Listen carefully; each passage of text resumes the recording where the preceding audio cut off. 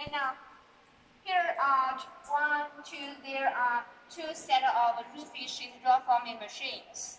And actually, if you get their quotation, you can see that they have almost the same configurations in their quotation. But right now I will show you so many differences between them that are not shown in the quotation sheet. Okay, everyone come here, please. Next, let me point out the differences one by one for you.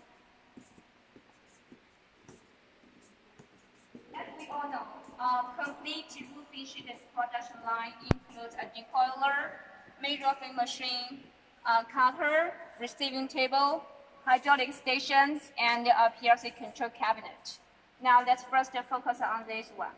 And 1, 2 for these two, you can see obviously they are different. Look at this one. First, let's look at the decoiler. You can see there is a big wheel because it is very convenient for you to wheel it. And because this is a manual decoiler, so you need to turn the wheel to uncoil the coils. Yeah, for the big wheel, it's very convenient and user-friendly. And here is the brake. If you need it to stop emergently, you can use the brake. Look, it can brake very good. Okay, it has a very good decoiler. But for this one, you can see it doesn't have a decoiler. And actually, if it has a decoiler, its decoiler won't have the big wheel nor brake. Now let's go on the next step. Now let's focus on the feeder. For this machine, you can see it has 1, 2, 3, 4 4/4 rollers to help support feeding. In this way, the raw material can fix directly inside and can protect from being scratched. And in this way, raw material can fix continuous. And now let's focus on look at this one. For this feeder, you can see it is very simple. Yeah, it just has a gut 1, 2 on 2 sides, and only a metal in the middle. If you put raw material off from this feeder, your raw material can jump out very easily. That would be bad. And for this metal, it may scratch the paint of your material. It's the second disadvantage. And now let's go on into the feeding part of this machine. And for this machine, you can see its rollers. You can see its diameter of the rollers is very, very small, and the parts out is very little. And for upper and bottom rollers, their working model is different. For the bottom rollers, it is driven by itself, but for the upper rollers, it is driven passive. So in this way, if you want to feed raw material, your worker need to work very hard to try to feed the raw material, because they don't work because the 2 layers of the rollers don't work at the same time.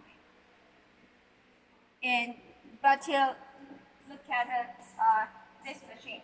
First, you can see the rollers. The rollers is very big, yeah, much higher outer, and the diameter is much bigger than that one.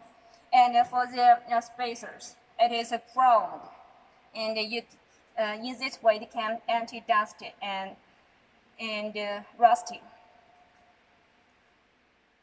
By the way, for these rollers, the upper rollers and the bottom rollers, they both can work at the same time. They both drive by themselves, because you can see there are gears here. In this way, the 2 rollers can work together, and your worker can easily feed raw material.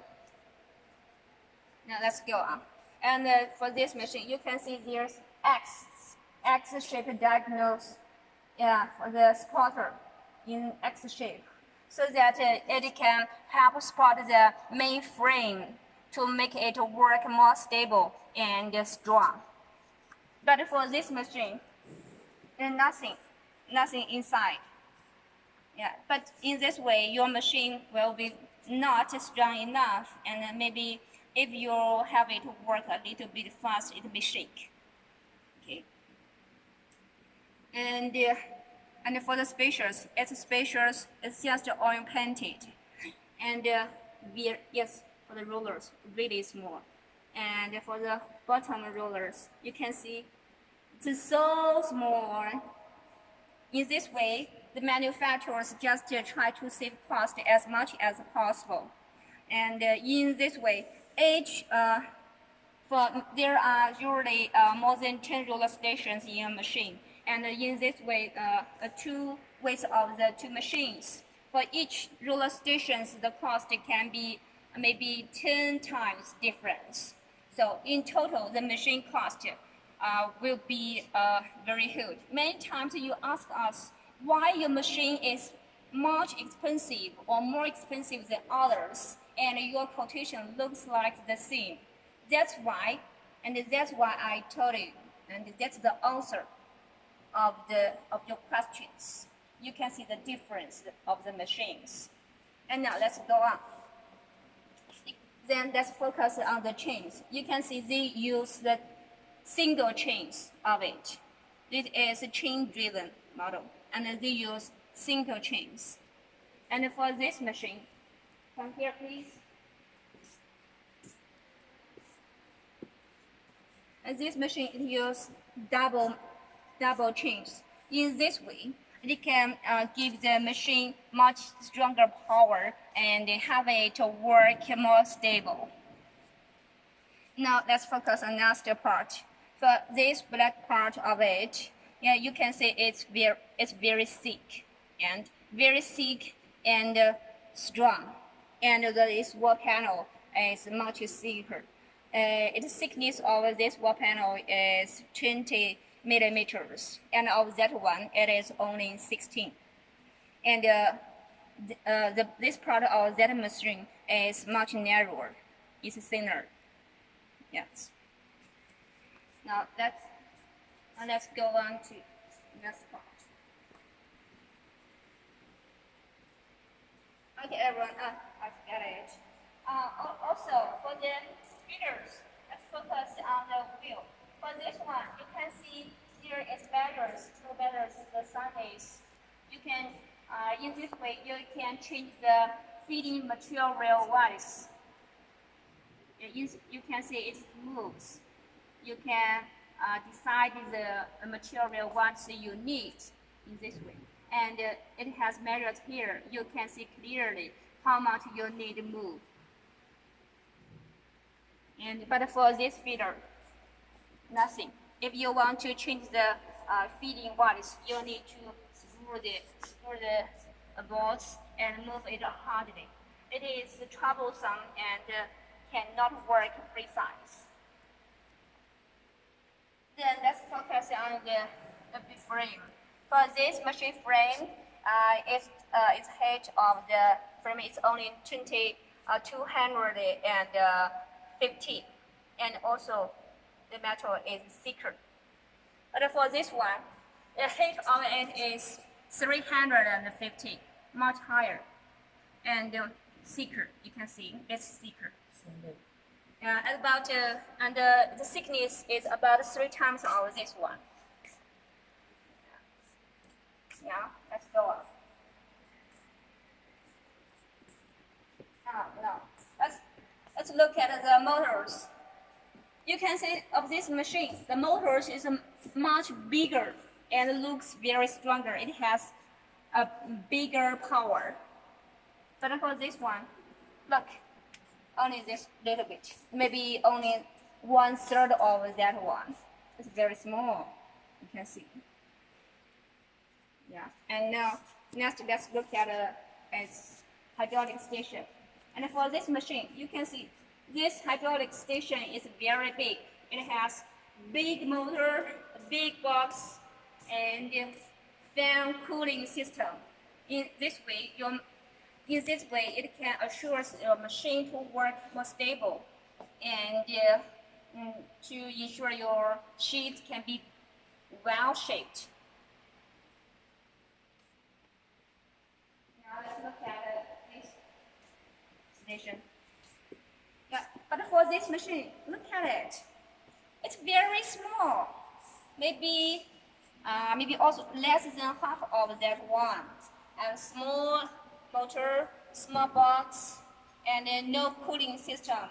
In this way, since it hasn't cooling system, after some time of working, the oil in it will get heat, and it will make your machine working unstable. It is bad. Now let's look at the control cabinet for this machine. It is fixed on the machine to save space, but actually also to save cost. Let's open it. Yeah, you can see it is just several buttons here. All the buttons are Chinese brand, normal brand. You